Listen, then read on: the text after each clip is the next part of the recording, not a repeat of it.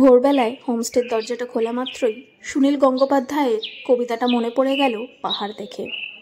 অনেক দিন থেকেই আমার একটা পাহাড় কেনার শখ, কিন্তু পাহাড় কেই বিক্রি করে তা তো জানি না। যদি তার দেখা পেতাম দামের জন্য আটকাতো না। আমার নিজস্ব একটা নদী আছে, সেটা দিয়ে দিতাম পাহাড়টার বদলে। কে না জানে পাহাড়ের চেয়ে নদীর দামই বেশি। পাহাড় স্থানও, নদী বহমান। তবু আমি নদীর বদলে পাহাড়টাই কিনতাম, কারণ আমি ঠকতে চাই।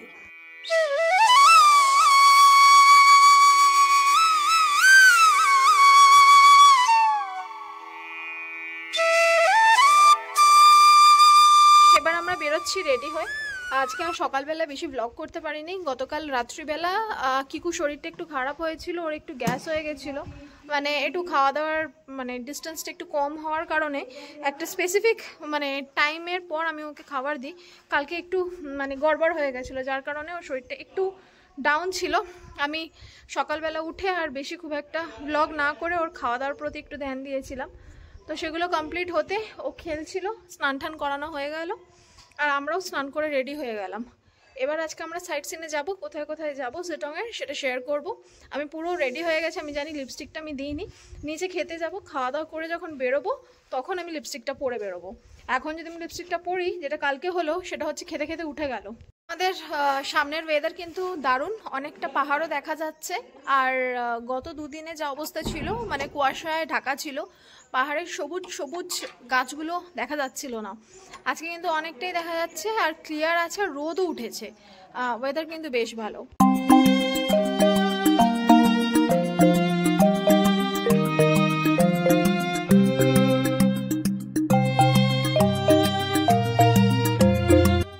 আজকে আমাদের শিলংয়ের ব্রেকফাস্ট ছিল খুবই সিম্পল। আলুর তরকারি, তার সাথে নরম তুলতুলে রুটি, সাথে ছিল ডিম সেদ্ধ, আর তার সাথে স্যালাডও। শিলংয়ে আসার পর থেকে মোটামুটি সব কিছুই খেয়েছি, শুধু যেটা এখানে পাইনি সেটা হলো মাছ। আলাদা করে জিজ্ঞেস করতে এনারা বললেন যে এখানে মাছটা দেওয়া হয় না, তাছাড়া মোটামুটি সবজি, চিকেন সবই পাওয়া যায়। ও অবশ্য মাটনটাও অ্যাভেলেবেল নেই।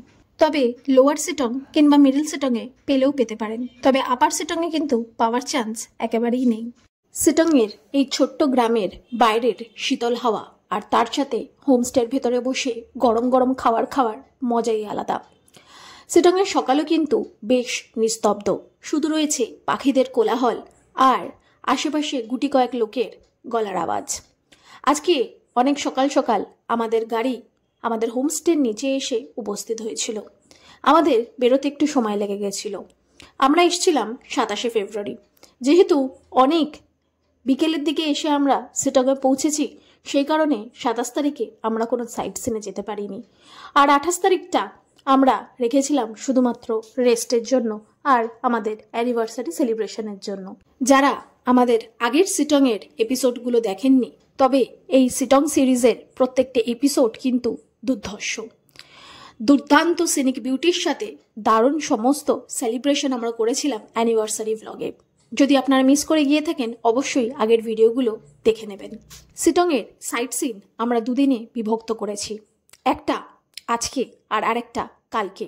এই দুদিনের মধ্যে পুরো সাইট সিনগুলো আমরা ঘুরে দেখব। তবে যারা রেস্ট নেওয়ার জন্য শিলংয়ে আসেন, তবে কিন্তু তারা শুধু হোমস্টের ব্যালকনিতে বসে পাহাড় দেখেও মজা নিতে পারেন, তার সাথে খেতে পারেন নানান রকম আপনাদের পছন্দের খাবার। তবে আমরা রেস্ট নেওয়ার সাথে সাথে এই ছোট্ট গ্রামটাকে একটু ঘুরে দেখার প্রয়াস করেছিলাম, সেই কারণে দুদিনের এই প্ল্যান আমাদের। মন খারাপ হলেই নাকি কুয়াশা হয়, মেঘাচ্ছন্ন দিনে নাকি মনটাও কেমন মুষড়ে থাকে। এই সমস্ত কথাগুলো আমরা নানান রকম কবিতায় কিংবা প্রতিদিন শুনে থাকি কারো না কারোর মুখে, কোনো না কোনো কবিতায়, কোনো না কোনো বইয়ের পাতায়। কিন্তু সেই মেঘ, সেই কুয়াশা যখন পাক খায় পাহাড়ি ঢালে, বিবৃত নয়নাভিরাম চা বাগানের মধ্যে, তখন যে চোখ জুড়ানো সৌন্দর্যের সৃষ্টি হয়, তা দেখে মন আনন্দে নেচে ওঠে। ঠিক তেমনটাই আমাদের সাথে ঘটেছিল শিলংয়ের এই সৌন্দর্য দেখে। বৃষ্টি ভেজা মহানন্দা অভয়ারণ্যের মধ্যে দিয়ে গাড়ি দুর্বার বেগে এগিয়ে চলছিল চা বাগানের মধ্যে।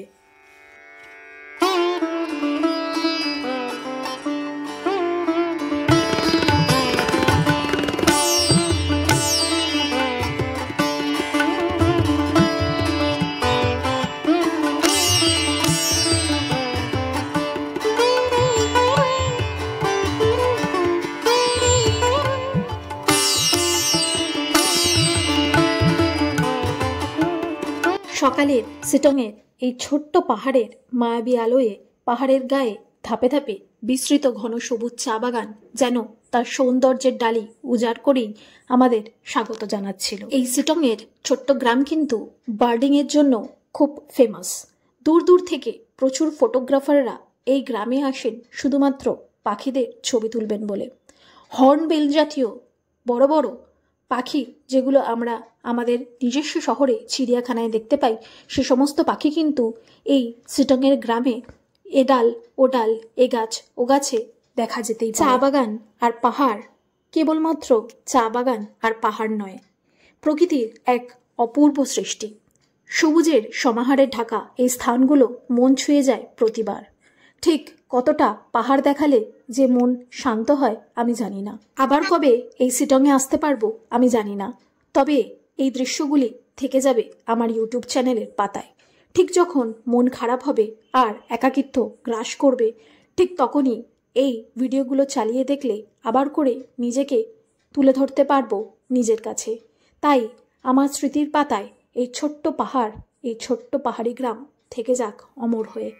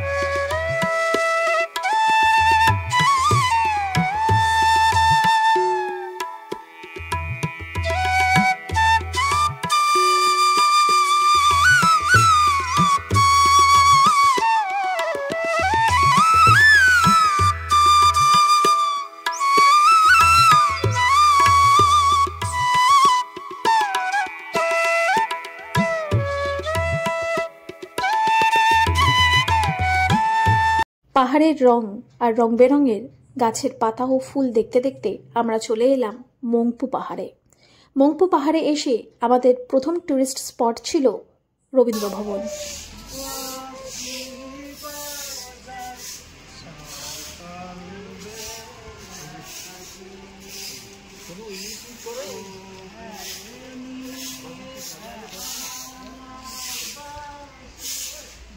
কবিগুরু রবীন্দ্রনাথ ঠাকুর যখন কালিম্পংয়ে আসেন তখন মংপু পাহাড়ে আসার আমন্ত্রণ জানিয়েছিলেন অধ্যাপক সুরেন্দ্রনাথ দাশগুপ্তের কন্যা মৈত্রেয়ী দেবী। তার ডাকে কবিগুরু প্রথম মংপু পাহাড়ে আসেন 1938 সালের 21শে মে। হিমালয়ের কোলে মংপুর শোভা দেখে মুগ্ধ হয়েছিলেন কবিগুরু রবীন্দ্রনাথ ঠাকুরও। তাই তিনি প্রাকৃতিক সৌন্দর্যের ডাকে বারবার ছুটে গিয়েছিলেন মংপু পাহাড়ে। 1938-এর পর 1939 সালে মংপুতে আবার গিয়েছিলেন রবীন্দ্রনাথ ঠাকুর, আর শেষ বা চতুর্থবার আসেন 1940 সালে। তবে শেষের বার কবিগুরু যখন এই পাহাড়ে আসেন তখন কিন্তু তার জন্মদিনও এই ভবনে পালন করা হয়েছিল। মংপুর বাংলায় থাকার সময় রবীন্দ্রনাথ ঠাকুর অন্তত 12টি কবিতা লিখেছিলেন বলে জানা যায়। দার্জিলিং পাহাড়ের এই ছোট্ট গ্রাম কবির সঙ্গে কিভাবে জড়িত ছিল সে সম্পর্কে নানান তথ্য মেলে মৈত্রী দেবীর লেখা মংপুতে রবীন্দ্রনাথ বইও। কবিগুরুর মৃত্যুর 3 বছর পর সিনকোনা বাগানের ভেতরে থাকা এই বাংলোয় রবীন্দ্র সংগ্রহশালাও তৈরি হয়েছিল। বাংলোর নাম হয় রবীন্দ্র ভবন ঠিক তখন থেকে। দীর্ঘদিন মেনটেন্যান্সের অভাবে ভবনটি জরাজীর্ণ হয়ে পড়েছিল। 2017 সালে ভবনটিকে হেরিটেজ তকমা দেওয়া হয় পশ্চিমবঙ্গ সরকার থেকে। এরপর মেনটেন্যান্সের জন্য প্রায় 45 লক্ষ টাকা বরাদ্দ করা হয়েছিল। শুরু হয়েছিল মেনটেন্যান্সের কাজও। পুরো ভবনটি নতুন করে রং করার পাশাপাশি ভেতরের মেঝের কাঠের পাটাতন নতুন করে তৈরি করা হয়। 2018 সালের 25শে বৈশাখ নতুন রূপে রবীন্দ্র ভবনের দরজা পর্যটকের জন্য আবার খুলে দেওয়া হয়। রবীন্দ্র ভবনের সামনে রয়েছে সুন্দর একটি বাগান। বাড়ির ভেতরে রয়েছে কবিগুরুর কিছু দুষ্প্রাপ্য জিনিস এবং ব্যবহৃত সামগ্রী, ব্যবহৃত চেয়ার, খাট, বিছানাপত্র, পড়ার ঘর ইত্যাদি। তবে ভেতরে ফটো তোলা রেস্ট্রিক্টেড। আমরা এখানে ভেতরে ফটোগ্রাফি করতে পারলাম না, কারণ ফটোগ্রাফি অ্যালাউড নয়। তো বাইরে থেকেই দেখিয়ে দিচ্ছি, এই ছিল হচ্ছে আমাদের রবীন্দ্র ভবন, রবীন্দ্রনাথের এখানকার একটা বাংলো বাড়ি, যেখান থেকে উনি নানান কিছু লিখেছেন এবং ওনার লেখা প্রচুর কবিতা, সমস্ত কিছু ওনার ছবি, এবং মহাত্মা গান্ধী, জওয়াহরলাল নেহেরু, ইন্দিরা গান্ধী এবং আরও নানান রকম পলিটিক্যাল লিডার্সদের সাথে ওনার যে ফটো, সেগুলো সমস্ত এখানে দেওয়া ছিল। এবং নানান রকমের ওনার লেখা কবিতা, এই মংপু পাহাড়ের ওপর লেখা কবিতাও কিন্তু ভেতরে ওনার হাতের লেখায় রয়েছে। তো সেগুলো সব দেখলাম।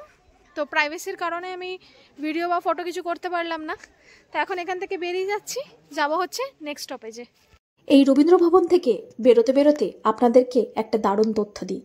এখন তো রবীন্দ্র ভবন পর্যন্ত গাড়ি চলে যায়, কিন্তু আগে সে সুবিধা ছিল না।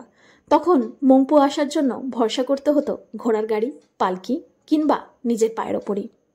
শিলিগুড়ি থেকে প্রায় 40 কিলোমিটার দূরে রামবি বাজার পর্যন্ত গাড়িতে আসা যেত। সেখান থেকে পালকিতে মংপু পাহাড়ে পাড়ি দিতেন কবিগুরু রবীন্দ্রনাথ।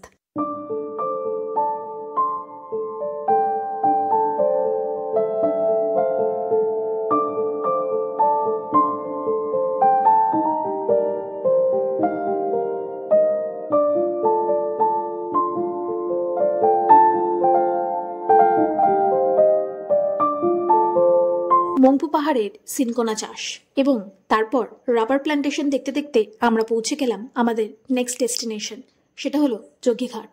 যোগীঘাট অতি সুন্দর একটি জায়গা।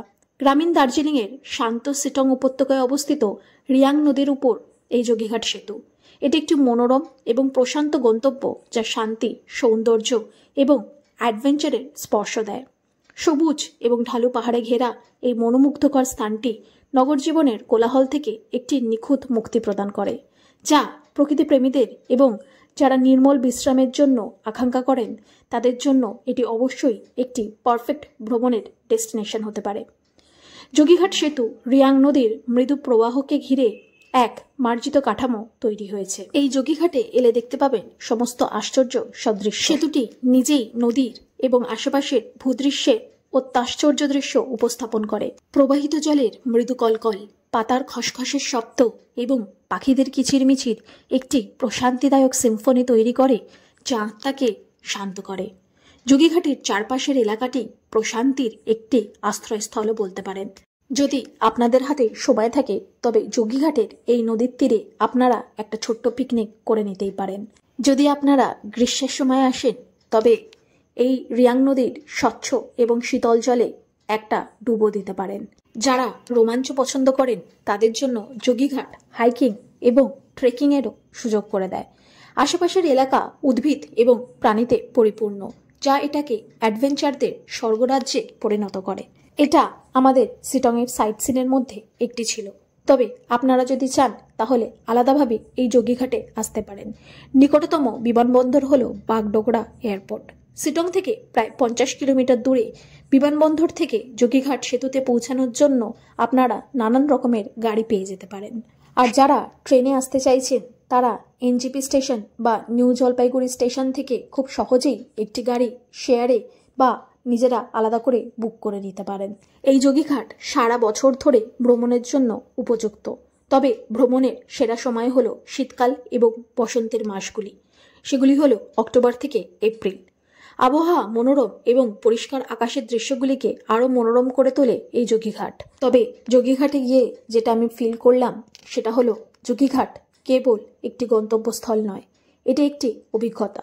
আপনি নদীর ধারে আরাম করতে চান, প্রকৃতির পথগুলি অন্বেষণ করতে চান, অথবা প্রিয়জনদের সাথে একটু সময় কাটাতে চান, যোগীঘাটে সবার জন্য কিছু না কিছু তো রয়েছেই।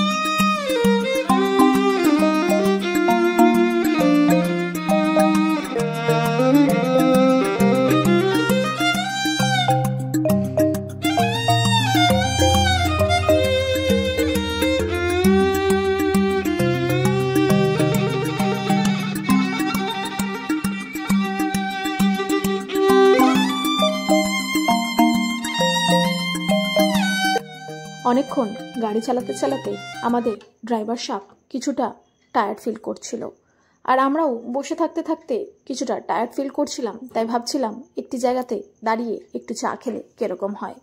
তাই ড্রাইভার সাহেবকে বললাম ভালো দেখে একটা মনেস্ট্রি দেখে দাঁড় করান গাড়িটি। অদ্ভুত সুন্দর একটি প্রশান্তির জায়গায় দাঁড় করালেন আমাদের ড্রাইভার সাহেব।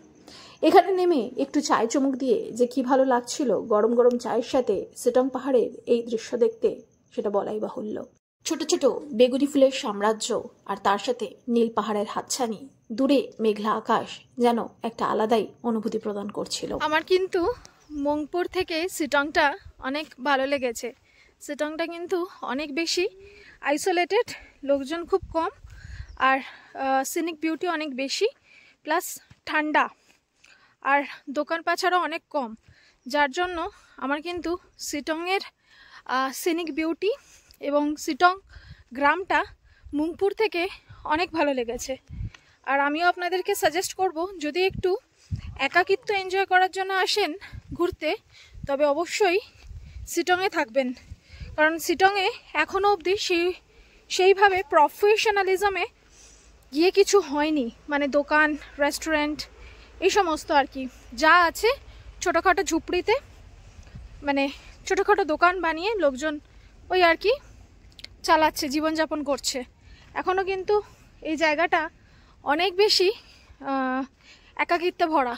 তো সেই জন্য আমি বলবো, আপনারা যারা প্রকৃতিকে এনজয় করতে আসবেন তারা অবশ্যই সিটং আসবেন। বুদ্ধদেব বসে আছে। মানে এইসব কত পুরনো যেগুলো এখান থেকে এগুলো তৈরি হয়েছে, বুদ্ধিস্ট ধ্যান করতে। মানে